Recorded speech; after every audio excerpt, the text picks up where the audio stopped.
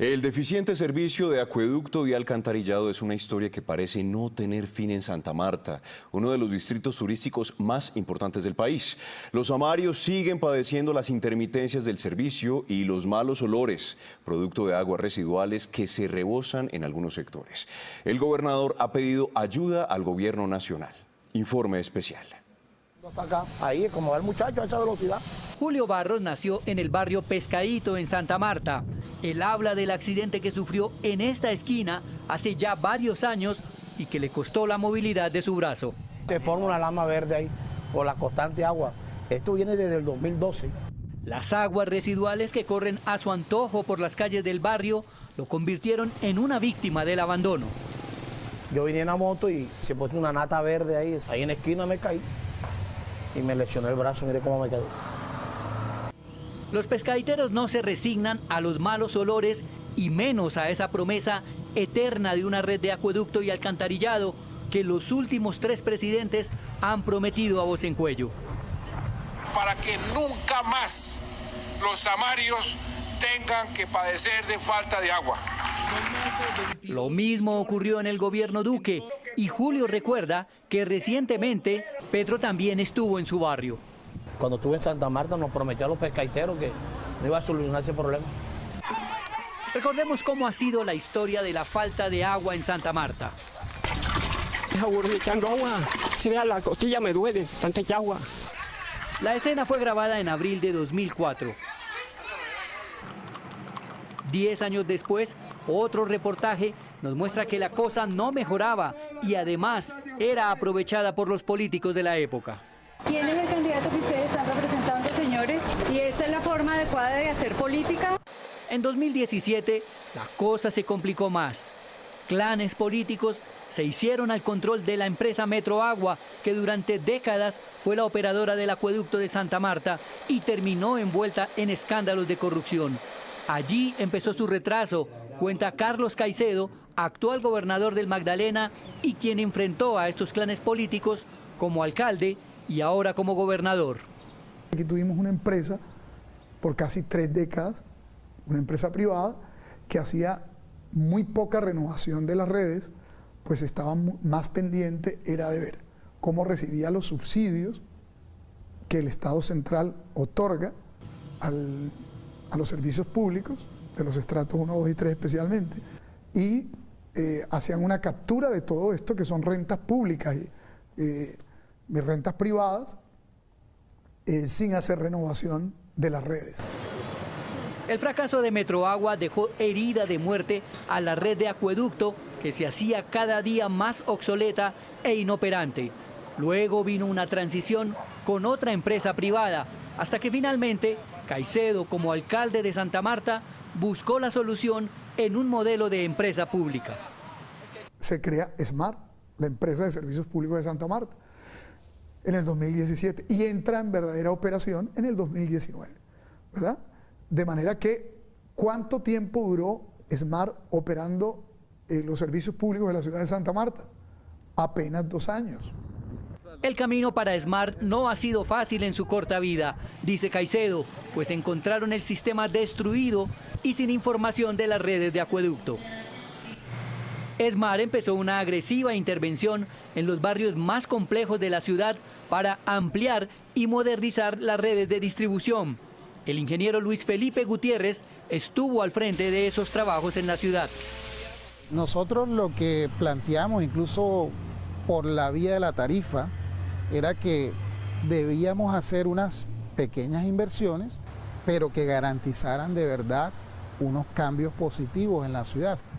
Y simplemente fue un trabajo de organizar las redes, de hacer un proceso de sectorización para garantizar que a donde llegan el agua en las estaciones de bombeo, garantizaran una mayor continuidad. Este malecón lo acabamos de inaugurar. Rafael Martínez era el alcalde de Santa Marta por Fuerza Ciudadana, el mismo grupo político del gobernador Caicedo. Inicialmente logramos estabilizar el sistema, hacer inversiones que permitieron de alguna manera garantizar el servicio que estaba a punto de colapsar, tanto el suministro de agua potable como los rebosamientos permanentes que habían cada cierta temporada en varios puntos de la ciudad empezaron a bajar. En ese entonces empezaron a plantear las opciones para garantizar los caudales de agua para Santa Marta, captación de ríos que bajan de la Sierra Nevada y hasta un proyecto gigantesco que buscaba traer agua del río Magdalena fue desechado. El presidente Santos da la viabilidad técnica, no da la viabilidad financiera. A la entrada del presidente Duque dice que esa obra no se va a financiar, que es una obra faraónica, y desecha completamente los estudios. Volvimos entonces a quedar sin horizonte. El resultado, una ciudad con déficit de agua, un acueducto obsoleto, un alto nivel de pérdidas por conexiones ilegales y lo peor, que aún no llegaba la pandemia. En la historia reciente del problema del agua en Santa Marta, hay dos hechos que han sido determinantes y que lo hacen más complejo: la pandemia y la decisión de cobrar el servicio por debajo de los costos de operación. Un aislamiento preventivo obligatorio para todos los colombianos. En medio de la emergencia sanitaria, el gobierno nacional ordenó no cortar el servicio de agua a todos los ciudadanos, sin importar si pagaban o no. Un duro golpe a la cartera de ESMAR, cuenta Patricia Caicedo, gerente por aquellos días. Nosotros teníamos 11.000 usuarios que los habíamos cortado entre esos grandes consumidores, o sea, hoteles, empresas, que no pagaban. Entonces nos tocó reconectar. Los costos de reconexión fueron con cargo a la empresa. Pero también cometieron errores en el camino. La rebaja de la tarifa por debajo del costo de operación, un error garrafal que hizo más críticas las finanzas de ESMAR, dice el ingeniero Gutiérrez, por esos días gerente de operaciones. Recibimos la información de la modelación de lo que iba a pasar con la tarifa y advertimos sobre el particular. O sea, dijimos que no era posible tener esa tarifa, que se decía pues que se podía reducir hasta el 20%, pero cuando se hizo el aplicativo fue del orden del 40%. Entonces eso hacía inviable a la empresa. Desde la oposición y varios sectores críticos al gobierno de Fuerza Ciudadana calificaron esta medida de populista.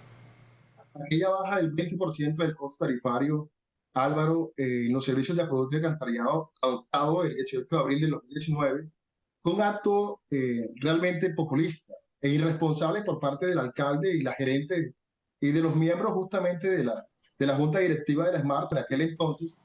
Es el primer detonante del déficit financiero que lleva a la quiebra de la empresa ESMAR. En el gobierno Duque, la empresa fue intervenida por la Superintendencia de Servicios Públicos, que estudia su situación financiera. Sin embargo, para el gobernador, ESMAR venía mejorando sus indicadores económicos y considera la intervención una retaliación política para favorecer intereses de privados. Cada vez que nos vamos acercando a la solución, se atraviesan políticos que tienen el interés de afectar un proceso de cambio, transformación y fortalecimiento de lo público aquí, ¿no? Y que además quieren por esa vía ayudar a sus conmilitones políticos seguramente, ¿no? La apuesta en este momento, dice el gobernador Caicedo, es la ampliación de la planta El Curbal y 2 nuevas captaciones de agua en el río Buritaca y Huachaca, lo que resolvería el déficit del líquido en la ciudad. Para este proyecto pidió 1.8 billones de pesos al gobierno nacional. Y se lleva la captación por 2 sistemas de impulsión a la planta ya existente, que simplemente se amplía, la planta del Curbal. Desde esa planta se impulsaría a 3 grandes tanques y esto va a permitir que Santa Marta en todos sus puntos cardinales quede cubierta con unos tanques elevados. Pero el gobierno del presidente Petro no envió el dinero y el pasado 26 de diciembre, en este video, el gobernador Caicedo y la alcaldesa de Santa Marta anunciaron que buscarían la solución con recursos propios. Radicamos ante el Consejo el proyecto para las vigencias futuras por 1.68 billones de pesos que nos permitirán con recursos propios la ejecución de las obras de la planta El Curbal para darle agua a los amarios y a los visitantes.